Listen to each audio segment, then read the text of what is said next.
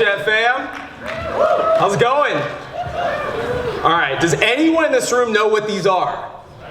Spectacles, all right, I promise I'm gonna take them off. I'm not gonna do the whole session. You want me to snap?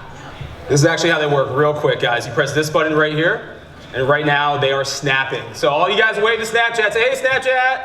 Snapchat. Woo! I'm really excited. This is my last talk of the year on this topic, which I'm very passionate about for those of you that know me, which is Snapchat for Business. And before I get started, by show of hands, how many of you in this room are on Snapchat?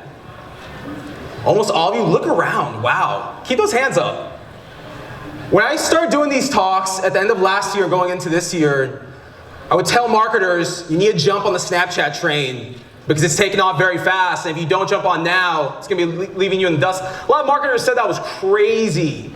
In a lot of the different circles I'm in the social media marketing space. And at the beginning of this year, when I would ask that question, how many of you are on Snapchat, maybe a few hands would go up in the room, so I'm really excited to see what a difference 12 months makes. So a little bit about myself, guys. My name is Carlos Gil. I'm the global head of social media for BMC Software. We're actually a Texas-based company, so it's great to be back here in Texas. We're based in Houston. I actually am joining in from San Francisco. And instead of talking to you about enterprise software and B2B marketing, today I'm going to talk to you about how do you Snapchat in your business. I've been on Snapchat now since 2013. And I initially joined Snapchat when I was running social media in B2C for a supermarket chain called Winn-Dixie. And you guys know Winn-Dixie? Yeah. Awesome. So I actually started up social media, true story, for Winn-Dixie. But in 2013, it was Thanksgiving evening of 2013, and my sister-in-law, who was 13 years old at the time, saw me posting on Facebook, and she said, Carlos, why are you posting on Facebook? Facebook is for old people. And that is the moment in time that I said, holy crap. If I don't pivot and start paying attention to the mediums that teenagers are using, 5 to 10 years from now, my job is going to be irrelevant or extinct if I'm still going based on using Facebook and Twitter to market. So I immediately pivoted, and I started personally using Snapchat. And what that resulted is, I was able to grow my personal brand. Mashable named me top 50 Snapchat marketing influencer, which is great, fantastic. But what does that mean for brands out there? Well, I'm going to share with you guys today, first of all, why your brand, why your company should be on Snapchat. I'm going to share with you tips and strategies for how to grow your presence, how to create content, and really give you the knowledge, or as DJ Khaled would call it, the major keys to go back to your offices as you plan your strategies for 2017 with Snapchat. Now, before I get started, again, I mentioned at the beginning when I jumped here on stage that I've done several of these talks. I've been to most of the digital summits, been all over the world and talked about Snapchat for Business. And I've heard the objections many, many times from fellow peers in the marketing space as to why they should not, or why you should not be on Snapchat. And the first is, it's only for teens and college students. Is this something that resonates with you in the audience? At some point have you said to yourself, I will either personally or professionally never be on Snapchat because it's for teens and college students? Raise your hand. Be honest. There we go. Next is, it doesn't scale, and that the UI is difficult, or the UX is difficult. I often hear also there's no way to measure ROI. And guess what? Let's address the elephant in the room. I often hear that Snapchat is a sexting app. So I've taken all of these objections, and over the last year I've put this presentation together around really how to overcome these objections when you sit face-to-face in front of a C-level executive, or in front of your CMOs or marketing directors, or if you run an agency, when you're selling Snapchat to your clients, how to get around these objections. And I'll say Snapchat is no longer about sexting. This is a legitimate social network. This is a company that's getting ready to IPO, very similar to how Facebook took off with a younger demographic, and it's grown into what it's become today. And if you don't believe me that Snapchat is a legit marketing channel, simply ask Gatorade. Earlier this year, Gatorade ran a sponsored lens during the Super Bowl. And a sponsored lens is the animated filters that you interact with and then share with your friends on Snapchat. Gatorade ran this sponsored lens, and the result of it was more people used it than the number of people who saw the Super Bowl itself. So let's take that in perspective. A company which historically purchases a 30-second ad spot during the Super Bowl for millions of dollars spent somewhere about $500,000 to get more people to see and interact with their filter or with their advertising on Snapchat than the number of people who saw the Super Bowl itself. I'll give you another example of a notable brand that's using Snapchat, and that's MGM Resorts. So MGM Resorts back in August rolled out geofilters at all of their properties throughout the Las Vegas Strip. An investment that's costing them well over 7 figures to have these geofilters running 7 days a week, 24 hours a day at all their properties. And what's interesting about MGM's Snapchat strategy is the fact that their filters change from location to location, because let's think about it. Every single one of MGM's hotels tell a different story, which is really the premise of Snapchat. It's a storytelling social network. Now, I know what a lot of you guys are thinking. Well, I work for a company that doesn't have a 6 or 7 figure budget to invest in the cool bells and whistles of Snapchat, so how else can I use it? Well, I'll give you an example. I work for, again, BMC Software. We're an enterprise B2B company. And as I was thinking through how to create a strategy that makes sense on Snapchat for our company, immediately I thought of, could this potentially be a sales play? How could we possibly use this tool to engage our over 6,000 employees around the world? And our strategy fits into 3 different buckets. So for those of you that are in B2B, you're gonna find this extremely valuable. 1, events. So BMC either participates in or hosts events on a weekly basis throughout the world. And these are, again, tech and industry events. So we run geofilters at them. Very low cost, very low barrier to entry from a cost perspective, and we're able to now have a branded presence at all of these events that are attended by thousands of industry professionals. The next is around employee advocacy and engagement. So if you want to engage your employees around the world, like in our case, or around the United States, wherever you have office and branch locations, give your employees access to run your Snapchat account. And that's a way that you can create content. That's a way that you can empower your employees to tell your brand's story from their point of view. And then the last is from a recruiting standpoint. So we use Snapchat to actively recruit employees. Again, to tell our story, to make our company be that much more hip and cool, and really brand it as a destination for you to come work. Now, why should my business be on Snapchat? This is the question I get asked all the time, whether it's on groups on social media, whether it's Twitter, whether it's events like this. Why should my business be on Snapchat? And first of all, it's the demographics. So the demographics on Snapchat skew to a much younger audience. If you represent a company, or if you're doing marketing for a brand or for a client who's trying to sell to anyone between the age, I know the slide says 18 to 34, but I'm gonna actually say from 13 years old to 34, you absolutely need to be on Snapchat. There's no doubt about it. This is the social network of choice for kids, my own kids' age, believe it or not, who are 10 and 8. It's my social network of choice. I'm 33, and there's a very wide spectrum there. And really think through, as your company evolves its marketing, okay? I hear this all the time, especially in B2B. Well, my target audience is not on Snapchat. Oftentimes people refer to their target audience as a senior executive in the B2B space, or a C-level executive. They might not necessarily be on Snapchat. That doesn't mean that their direct reports, who are typically me and people like me, aren't, because they are. So again, demographics are everything. And if you're sitting there wondering, should my business be on Snapchat if we don't cater to a younger audience? Then that's subjective, because I will be the first to tell you, well, I am probably one of the biggest fanboys that you will meet on the planet when it comes to Snapchat. Snapchat and any form of social media can be a complete waste of time if you are not using these mediums to engage your primary and target audience. Next, and this is fact, brands are leaving Twitter in droves. Have you guys seen decline engagement on Twitter over the last year? And have you guys seen decline engagement on Facebook as well? Why does that happen? Because these social networks have become advertising platforms. So if you spend money, you get higher engagement. You get more people seeing your content. And this study that came out earlier this year by Edison Research showed that from the last 3 years to today, 23% of active brands on social media are on Snapchat. I firmly predict that at this time next year, that number will probably be somewhere closer between 35 and 40%. With that being said, Snapchat has become the second most active social network behind Facebook.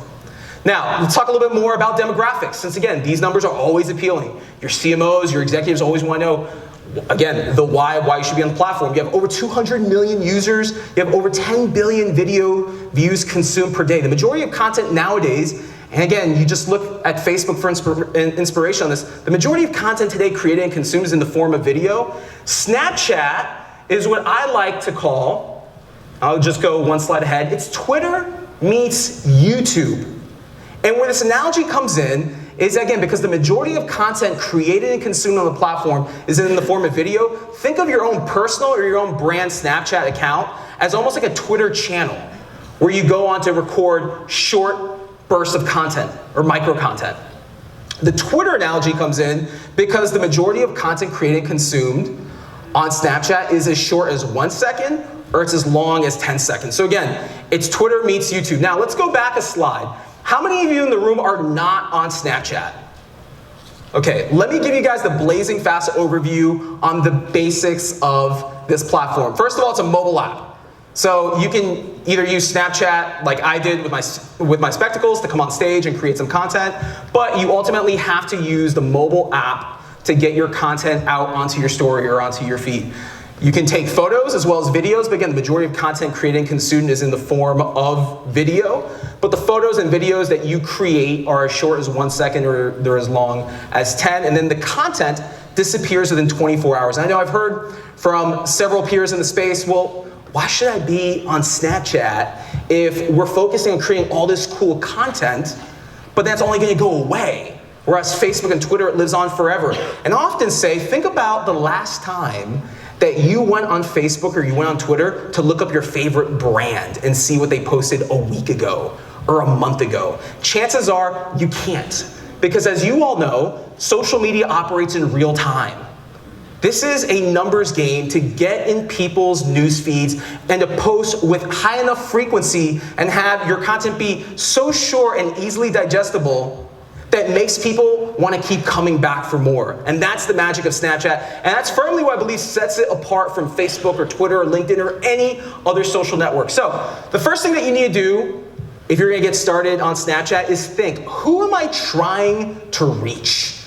And this right here, friends, is the basics for every social media campaign, every social network, every social media strategy I've ever developed at any brand I've worked for starts with these three principles. Who am I trying to reach? So once again, is your target audience on Snapchat? That's the first question that you need to answer, yes or no. And if your audience isn't on Snapchat, is there benefit for you to be on there to reach a secondary audience, or is there no value at all? Assuming that there is value there for your brand on Snapchat, the next is, how am I gonna reach them?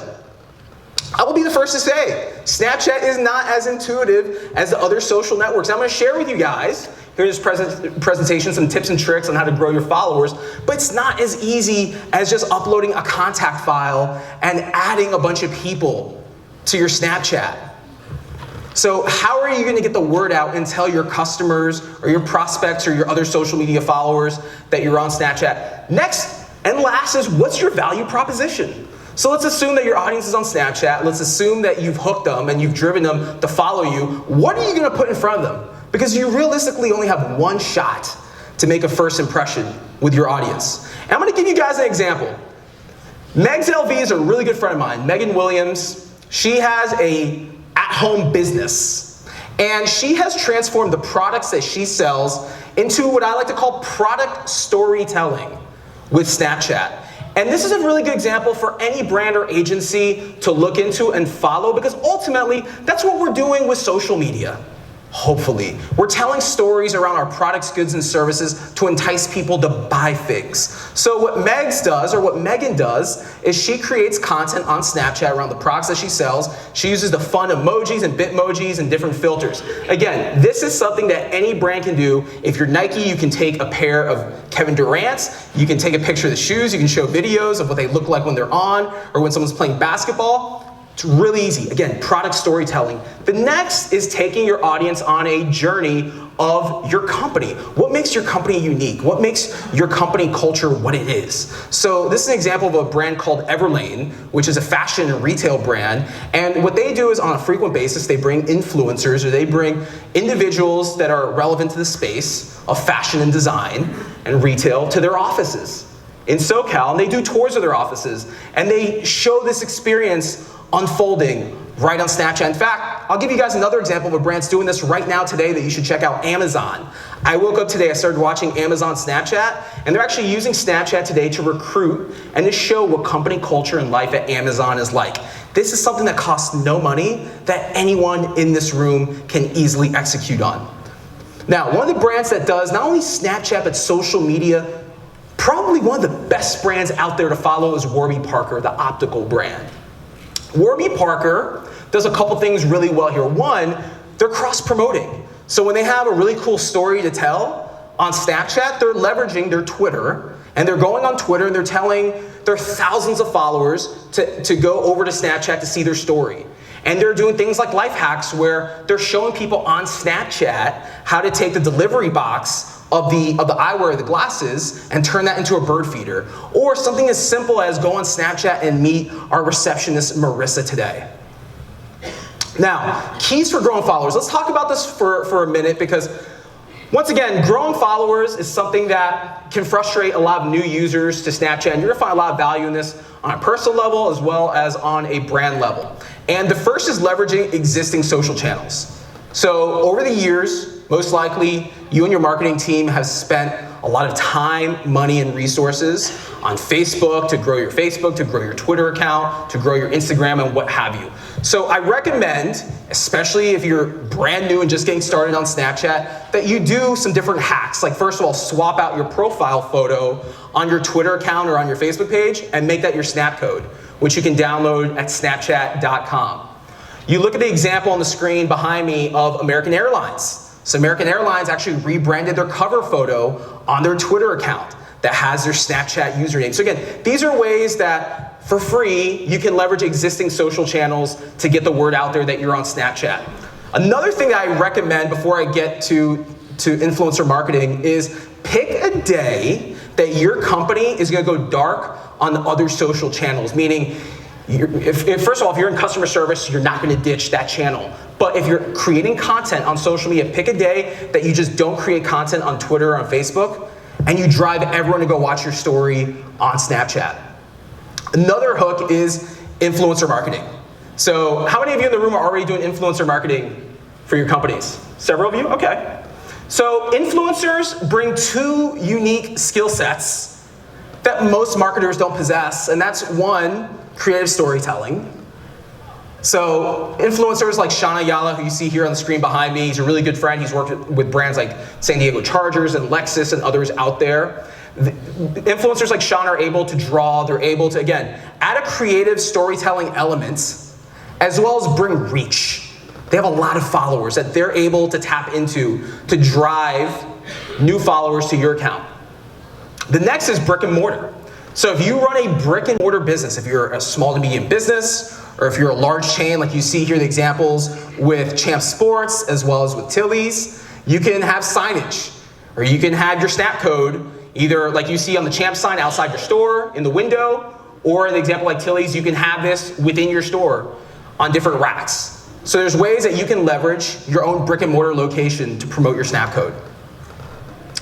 This is what I like to call a ninja growth hack. So earlier this year, I ran a campaign, an ad campaign on Facebook, in which I spent $50, and my ad with my snap code was targeting Snapchat users that like Snapchat on Facebook. They also had to like BuzzFeed, Mashable, and Social Media Examiner, and also fall within the age range of, I want to say, 21 to 34, which is the majority of the demographic, for the most part, that engages and follows me on Snapchat. So I ran this ad, and much to my surprise, the ad ran for an entire month as a dark post. It was optimized for engagement, and there was really nothing to engage with because the call to action was on the image. And like most Snapchat users, they do a screenshot and then they add you on Snapchat. Well, I gained over 1,000 new Snapchat followers as a result of a $50 spend just because I ran a targeted Facebook ad. This ad was also on Instagram as well. So if you're sitting out there and you have ad budget and you're already running targeted ad campaigns, you can use this as another tactic to drive followers to add you on Snapchat. Now let's talk about creating content. Because once you get over the first hurdle of growing your account, creating content becomes very challenging.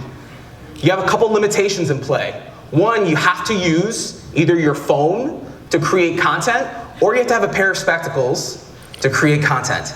You can't necessarily create content offline and then bring it over to Snapchat. You can, if you are going to use memories, port content in, but then it's not live, and you also are letting your audience know that you're not tapping into the native features of Snapchat to create content the way that Snapchat's intended to be utilized. So let's talk about tips. First of all, ensure that the content you create is shorts. Snapchat's not Facebook, it's not YouTube. The content you create should be kept to a maximum of 1 to 2 minutes. So I often say, as you're creating your content or you're looking to create content, have a storyboard. Actually sit out with your marketing team or with stakeholders at your organization and map out what your beginning is going to look like, your middle, and your end. What action also are you trying to get users to take? So, for example, if it's at B and C and we're using it as a play to get people to go back to our website to apply for jobs, we'll have someone taking over our account, they introduce themselves, they show what campus they're at, they talk a little bit about what they do in 2 or 3 snaps. And then they show a few other snaps of what the company culture looks like, a day in the lifestyle. And then they're driving users on Snapchat followers to take action by either visiting our website or check back tomorrow. So again, you have to create a storyboard with the beginning, middle, and end. The next is account influencers, which I spoke about before. This is an easy hook to create content. I often get asked, Carlos, if my brand is challenged and we don't have the resources necessarily to create content, how often should we do an influencer campaign? And that's going to be subjective to your budget, because influencers, for the most part, at least the good ones, are not free. So it's going to be subjective to your budget. And I often suggest, if you're challenged with creating really cool, compelling stories, look at maybe 1 day a week. And like I said before, if you go dark on all your other channels, and you take the Warby Parker approach, and you leverage those channels to drive users back to your Snapchat account, then you pick that 1 day out of the week, that's your Snapchat day. And the key, friends, is make sure you're using this as a channel to either educate and teach your audience or entertain them. That's the key. You're speaking to a much younger audience on Snapchat than you are Facebook. Within Snapchat, there's no ability today to be clicking out and going to different websites and links. So make sure you're using this as a resource that, if anything, you're entertaining your audience so they see that you have a really cool, fun, kick-ass brand, or you're teaching them how to do something with the products, goods, and services that you sell. And I'll give you guys an example. WOW Airlines is an airline based out of Iceland that I flew with recently. And I saw advertisements in the airport in Iceland for WOW Airlines. So I added them on Snapchat, and much to my surprise, I started seeing snaps like this that you see on the screen of their gate crew dancing. It was fascinating. I literally sat there and I watched like their snaps over and over. Like, I can't believe that this airline's doing this. Again, it's all about perception. Other examples of influencer takeovers are Sephora and Polyvore. And Sephora, along with Warby Parker, is one of the best brands on social media from my perspective. They get social really well. And often they will do takeovers on their Snapchat account with different beauty bloggers. They're literally educating, once again, and showing their users how to apply makeup. They're showing what different types of makeups to use, foundations, etc. Geofilters. Has anyone in here run a geofilter for their brand? Geofilters are the best way to advertise on the cheap on Snapchat. And the reason why is because you can run a geofilter, which, as you see with the example of W Hotels on the screen behind me, you can run a geofilter for a targeted amount of time at a targeted location, and you're only paying for the amount of time that the ad is running and for the space that you're essentially renting. And the key to geofilters is, once again, make these fun that someone's going to want to use. And because, once again, W Hotels knows that the audience tends to skew a lot younger on Snapchat, they have really cool, fun sayings like out of office, auto reply, and current situation, you wish you were here. Things that millennials and Gen Z are already going onto social media and posting about. And I'll give you guys an example. Again, I'm all about the growth hacks. Pokemon Go. When Pokemon Go was at like its hottest stage, I ran a geofilter at the Bean in Millennium Park in Chicago to see how many people would actually use this geofilter. And I spent less than $6 and gained over 200,000 impressions from 4 hours that this geofilter was being utilized. So the key, guys, is if you are going to use geofilters, make sure you're running them in a highly populated area like sporting events or events in your city or town that really pop in. They don't necessarily need to be at your place of business. They can be somewhere where your company or brand does business and there's a high concentration of individuals. Now, as we look to wrap up, let's talk a little bit about converting and measurement.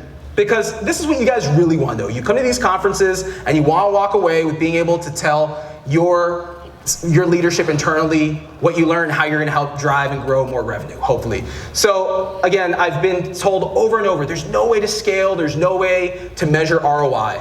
And first of all, I'm going to tell you guys there is, and this is how you do it. So if you are using Snapchat to post URLs to drive people back to your website, even though someone cannot click out, if you're typing, this is our website, make sure you have either a branded URL that you can use Google Analytics on the back end to see how many people visited your website at that URL and from where, or you're using custom bit.lys. So you can create a bit.ly, and instead of saying go to Nike.com, you can either drop in Nike.com/snap or /Snapchat, or you can drop in a bit.ly that on the back end of bit.ly, if you're not using Google Analytics, you can also see metrics. So this is going to be the key to be able to see how many people are actually visiting your website based on the content that you're putting out on Snapchat. Who knows who this is on the screen? DJ Khaled. DJ Khaled, right? Even though I shouldn't have asked you that because his name is right here. Rookie mistake, guys. DJ Khaled is one of the most watched individuals on Snapchat. He gets over 3 million views per snap. And I will tell you this, every single brand out there needs to be more like DJ Khaled and less like your brand. And what I mean by that is DJ Khaled has cracked the code for social media marketing.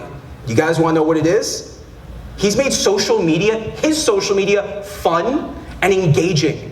And that's why people keep coming back for more. That's what Snapchat is, guys. It's a platform to create content to either entertain or educate and keep people wanting more. Not to bore them with a, hey, we have this ad or this offer, come buy from us today. People are tired of that, guys. It's almost 2017. When was the last time anyone in this room logged on to Facebook to see a right rail ad or a sponsored post?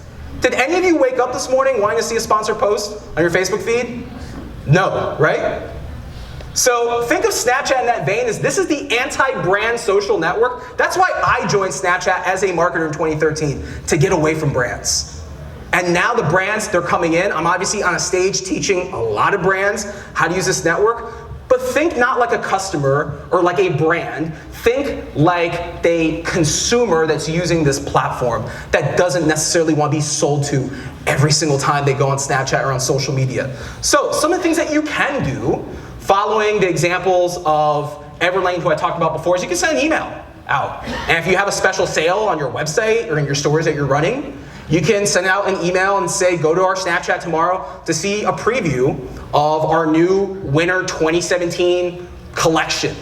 Another example of a brand, again, Warby Parker, who I spoke about earlier, ran a very exclusive sale several months ago in which they were selling a pair of sunglasses for less than $100 to a very select number of Snapchat users. So again, this creates scarcity. It's a way to create a flash sale within 24 hours. So before we wrap up, guys, recap and next steps. First of all, Snapchat is not going away. The key, like I said, is to make sure that you're telling engaging and creative stories.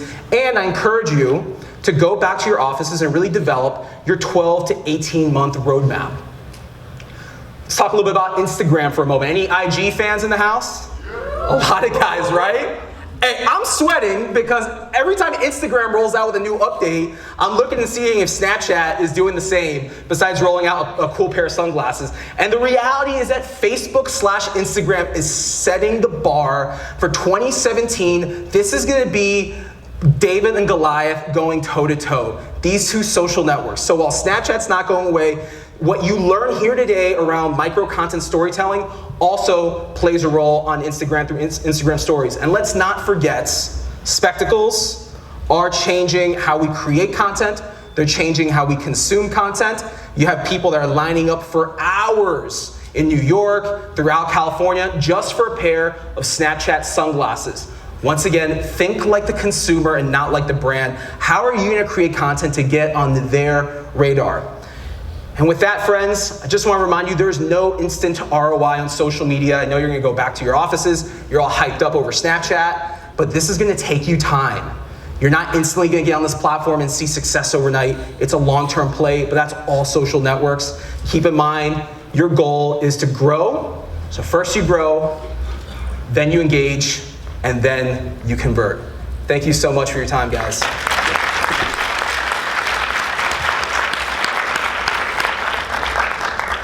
2 announcements, guys, real quick. If you want to send me an email or visit my website, you can do so by emailing me. That's my contact info. At 4:55, my friend Michael Brito, who's in the front row, is going to have an amazing session in stage 5. Be sure to check it out. Thank you, guys. I'll see you on Snapchat.